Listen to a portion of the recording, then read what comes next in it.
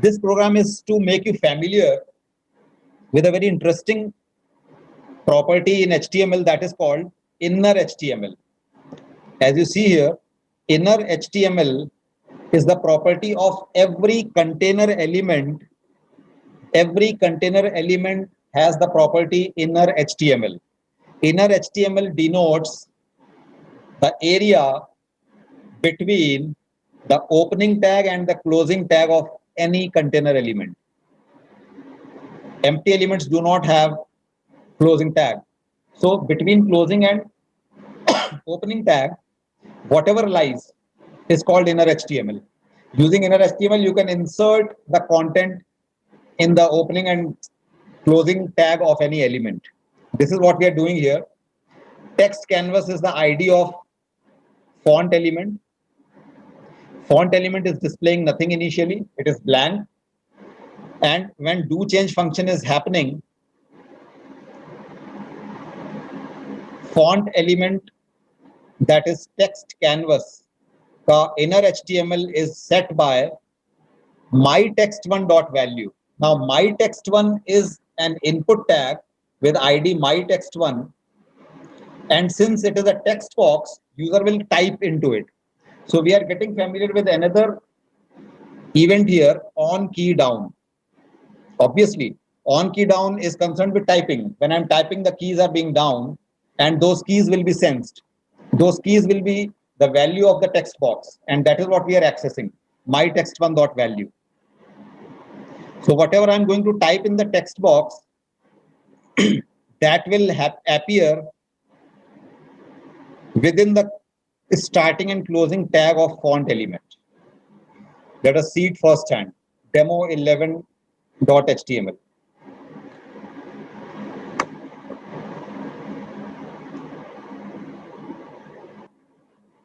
Here is the text box, and here I type. Did you see? Whatever I'm typing, key down, event is handled, inner HTML working.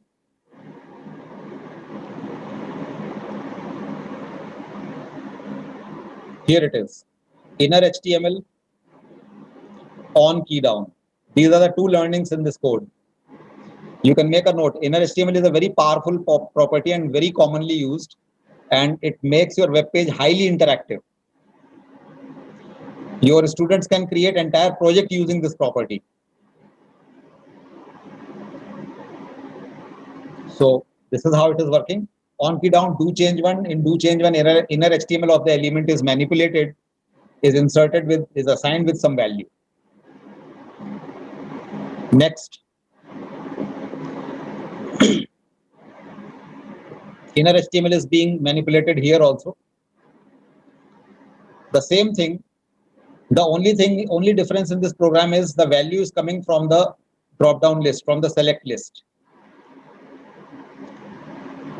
Just a moment. No, here the reverse is happening. Whatever we are typing in the input element, that is becoming the part of the list. You see, the list is blank right now. We will populate it with the JavaScript program. How it is happening?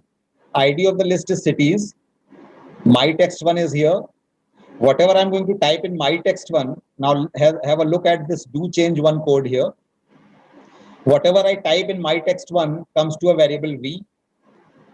Variable v is being used here. Plus operator in JavaScript is used to concatenate strings also. It is an arithmetic operator also, as well as concatenation. It combines the strings. So what I'm doing is I'm creating inner HTML as plus equal to is append. Whatever is there already in inner HTML, append more to it.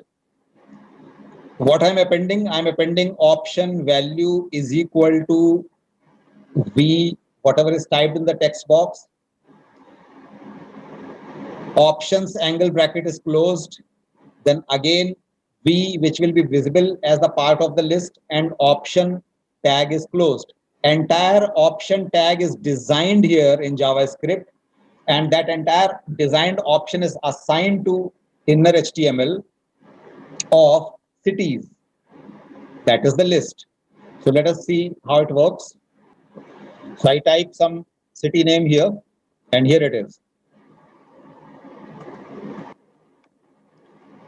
When I press enter, it is added into the list. When I press enter, what is happening here?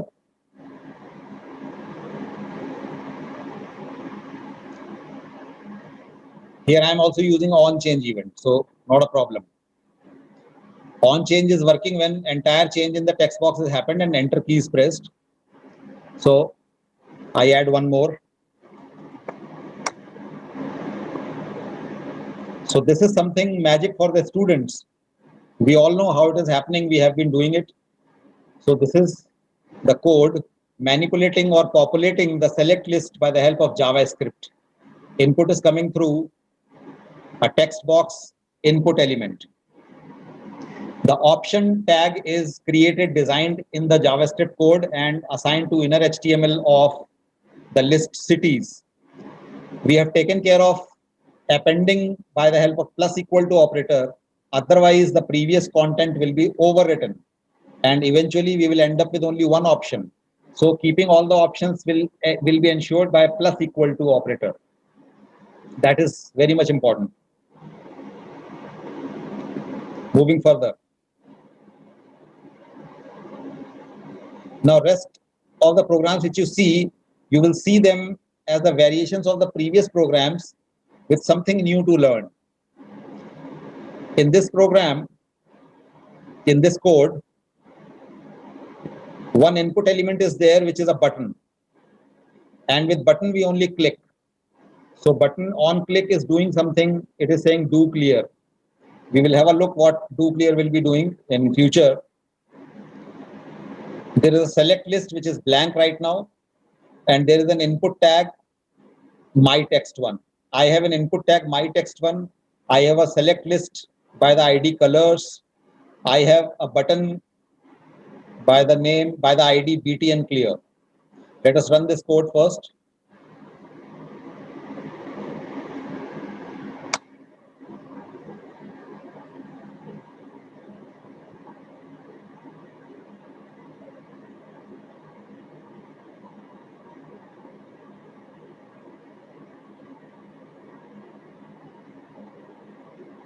So I add some colors quickly in the list.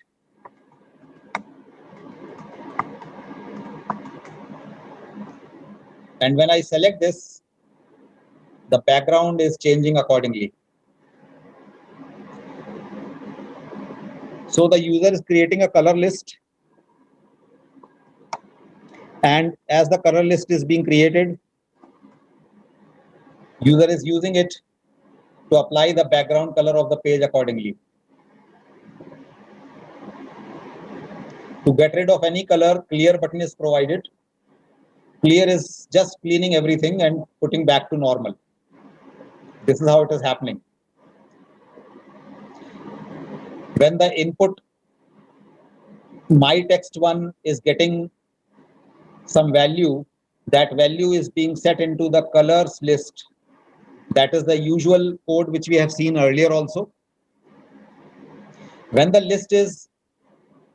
choices are made in the list, the current color value is set into the body of the background color of the body, BG color of the body.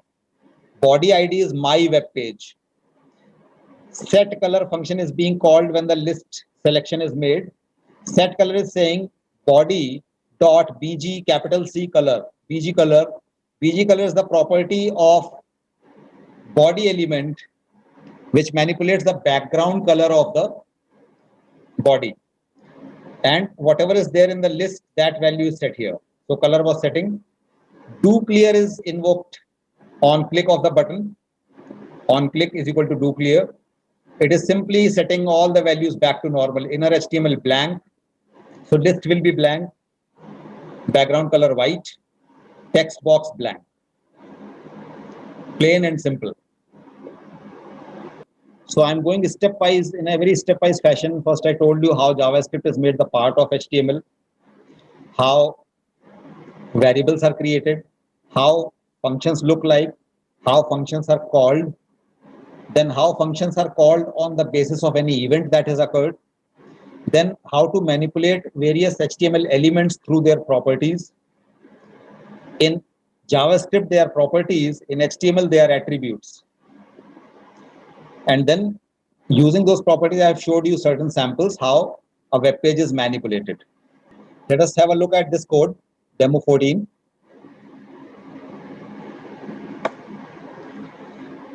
Here is the image. Nothing is happening until I click on that image. As I click on that image, here I click, that's click is done. And watch carefully what is happening. After some interval, the height and width of the image is decreasing. That is happening because of a timer which is invoking one code again and again at the interval of 1 second. And that's why this is happening. I click on the stop button and the timer is stopped. The code has stopped running. Let us see how it is happening. My image is there, ID my image. When I clicked on my image, a function my timer has run. Function my timer is here. Now in JavaScript, there is a function called set interval, capital I. Set interval function allows you to execute a particular function after a particular time interval repeatedly. So when you say set interval, you need to tell it two things: name of the function, comma, the time in milliseconds. I have given 2000, that is 2 seconds. So do it function is executing every 2 seconds. Do it is doing nothing, minus equal to, that is width and height are being decreased by 5 and 3. Every 2 seconds, this will execute. Plain and simple. Now, when I set interval on any function, that alarm, you can say that alarm or timer, a timer object is created. That timer object can be saved in a variable. I have saved that timer in a variable t. You see a global variable t here. Why global? Because it is being used in more than one function, hence global. So it is accessible in a stop all function which is executing on button click. The counterpart of set interval is clear timeout, capital T. Clear timeout needs the timer as parameter to stop it, to destroy it, to kill it. So when I click on the button, clear timeout is killing timer T. Plain and simple. Set interval on do it for every 2 seconds. Now every 2 seconds, do it is being executed. Click on button, stop all executes, clear timeout, kills timer T. Plain and simple. This is the flow. Some more timer game. So the plain old thing, every second the clock is updating, 15:03, and seconds are moving by. Stopping the clock here. I clicked on stop, clock is stopped.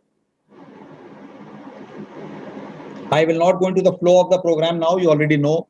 Function show time has been set interval somewhere every second. The name of the timer is CL. Show time has the essence of the code. JavaScript has a facility to create a date object. This is the syntax. Whenever you use the keyword new keyword always creates an object of some type. JavaScript has a type called date, capital D. So new date, set of parentheses is also there. New date is giving me an object D that is referring to date object. Once you got the date object, you have several methods available on date object. Very common ones are get hours, get minutes, get seconds, HMS capital. So get hours will get you the hours, get minutes, the minutes, the get seconds, the seconds. Once you have got these hours, minutes, and seconds somewhere securely, I have these variables HMS. You can use the plus operator to create entire time string. Here it is, separated by colon. And this entire thing is set into the inner HTML of an ID myClock. MyClock is nothing but H1 element. So H1 is displaying the time every second via the function show time, which is executing every second because of set interval. Set interval is executing in function start clock. Start clock function will be called as long immediately as soon as the as soon as the web page is loaded. See, body has an event on load, capital L. On load is equal to start clock. On load means as soon as the web page is visible in the browser. So when you have to do certain things automatically, this is the way.